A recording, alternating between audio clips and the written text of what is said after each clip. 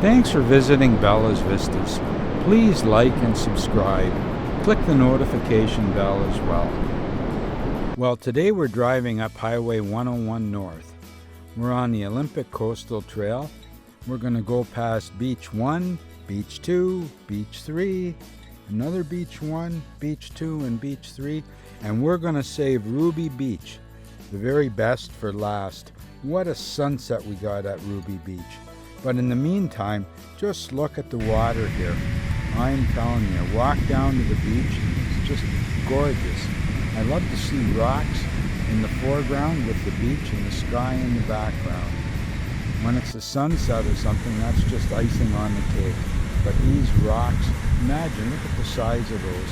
The power of the ocean to push those rocks up onto the beach and actually make the sand that's on the beach as well.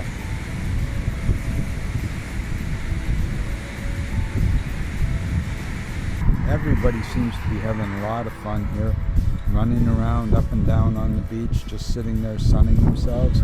Lots of things going on. Beautiful beaches. It's great to be here to be able to take photographs of this, to enjoy the fresh air.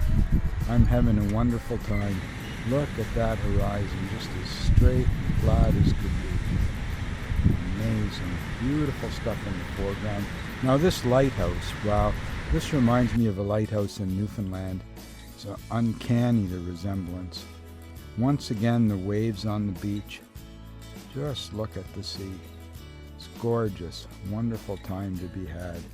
I got a lot of sun on me while I was doing this. We had a really good time.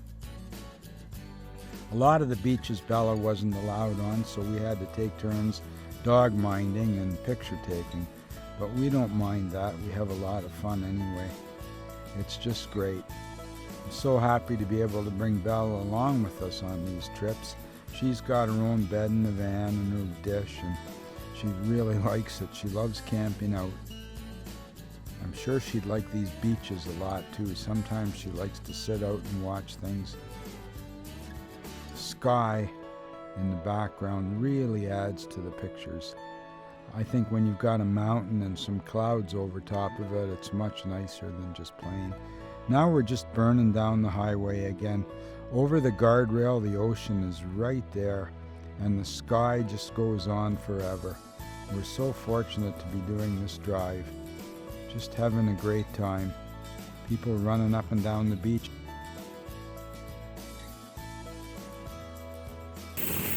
We're making our lunch, a little bit of shore lunch, some burgers.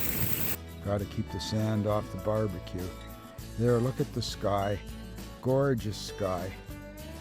Beautiful. So clean and clear. It's nice to be away from the city and get out here and meet some people. Big root on the beach here. I think there's barnacles or something encrusted on that. Here's a sand dollar that's sort of broken into the shape of a nautilus. I found it very interesting indeed. Now the seabirds are running along. This reminds me of Padre Island the time I was there. People bring their horses here, and you can actually rent horses too for a small fee. $20 an hour I think it was to go for a horse ride down the beach. Crossed my mind that I might try it if I wasn't so cheap with my $20 bills. Especially $20 American. But anyway, beautiful beaches. Lots of driftwood on the beach. That adds to the depth in a photograph too. It's important to have a foreground object, like in this case the people give perspective to the photograph, and there's an S-curve going out to sea. Without the people, it's not quite as powerful, because the people give a perspective, show you the size of the rocks. Here they could be small or big, you don't really know. But a person in the foreground a lot of times will help make your picture better.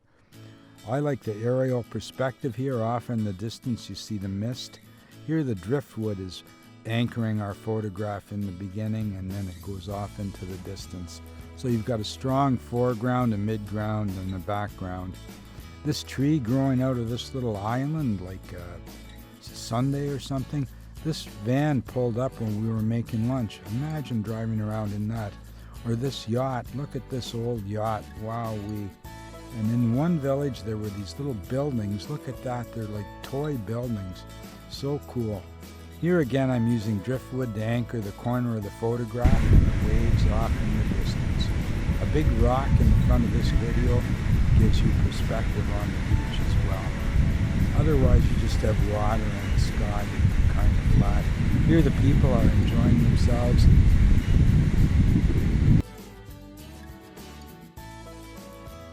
Now here we are at Ruby Beach. This is what I'm all excited about.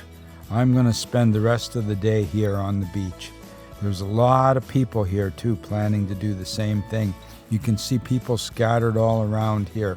But when the sun starts to go down, that's when the competition gets fierce.